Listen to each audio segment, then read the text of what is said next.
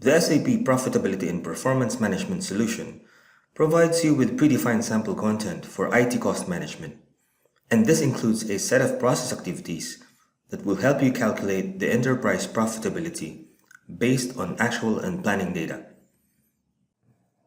This is the application start screen, which offers a user role-based access to all relevant applications. To work on the process activities that are currently assigned to us and our team, we use the MyActivities application. You'll notice that the processes are deployed in another application called Processes. This is also where the processes will be assigned to users and teams. Choose the MyActivities style. The current processes shown here in the left tree are available only when the user has the appropriate authorizations. Choose PCM process to see the relevant activities for the periodic ID cost management process. By default, only the current processes that need attention are displayed.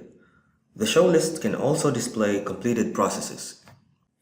A progress indicator shows how many activities of the process are already finished. For IT cost management, we see a progress of 0 out of 11, since all the activities are still open.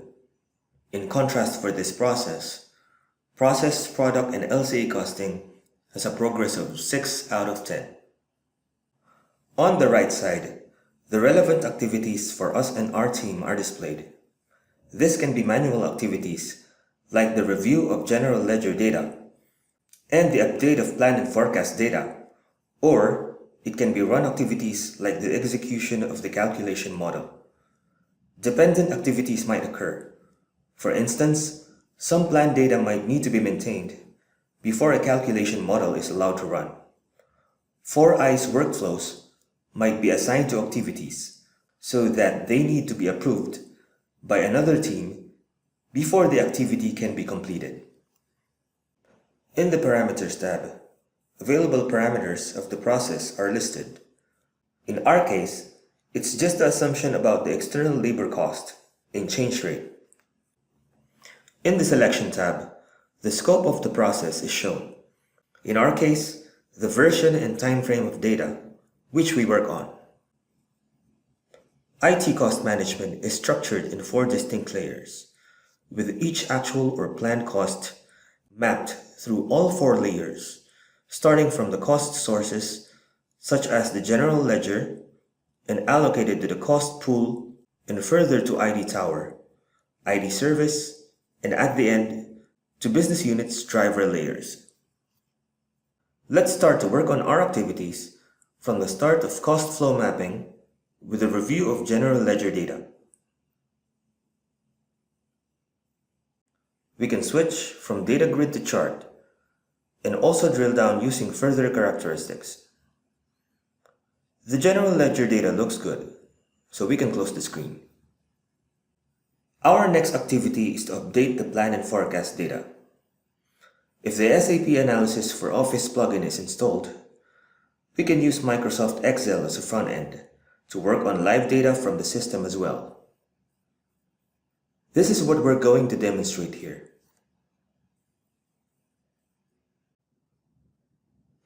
Please note that Excel is just a canvas showing live system data. So when we change, for instance, the software inventory to 731,285.13 and then click the Save Data button, the change will be stored in the system centrally. Now, we have updated the plan and forecast data and we can go back to the MyActivities screen. We click Complete to switch the status of this activity. In the same way, we can also work on our next activities as well.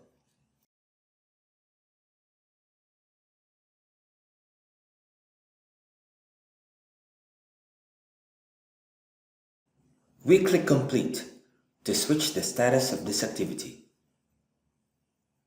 In the same way, we can also work on our next activities as well. We click Complete to switch the status of this activity. In the same way, we can also work on our next activities as well. We click Complete to switch the status of this activity. We have checked and updated all necessary information so that we can run the execute calculation activity, which will provide us the detailed results of the ID cash flows. This will usually take just a few seconds. Now, we want to take a look at the execution flow diagram to get an overview about the just executed part of the calculation model. The execution flow diagram shows an overview of all functions executed by this activity, their type, and further details like number of processed records and the individual and overall runtime. In our case, it starts with the union of actual GL data and plan data, then continues with the first allocation to ID pools and the second allocation further down to ID towers, and then further down to ID services. And finally, to business units level. All this is done without data aggregation in between, so management gains full visibility into cost flows and has ability to make variance report. To understand the applied rules in this function better, we can deep dive by going to the rule flow diagram. Here, the function executes in parallel 3 allocation rules for different service type, and then union their results into one output. Let's examine the results further by choosing Analyze. This leads us to the analytic report. All dimensions are available here to drill down further into the results and examine it from every angle. Our next activity is to review the results, so we click the Launch button to look at the results. We drill down to the business units level to check results in more detail. The results look fine, so we can go back to the MyActivities screen. For this activity, there is a 4eyes workflow attached, so we can submit the activity, but the reviewer team has to approve it. We do the same with other activities that need approval.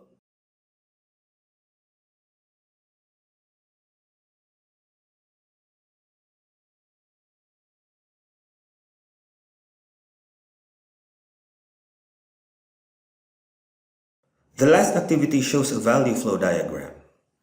It helps us visualize the value flow of all our costs and provides an end-to-end transparency about the process data. It allows zooming, filtering, and drill down, and we show its features in more detail in our dynamic reporting and what-if simulation video. For now, we are fine and go back to our activities where we switch the status to completed as well. With that, we have finished our work on the process activities. Thank you for watching.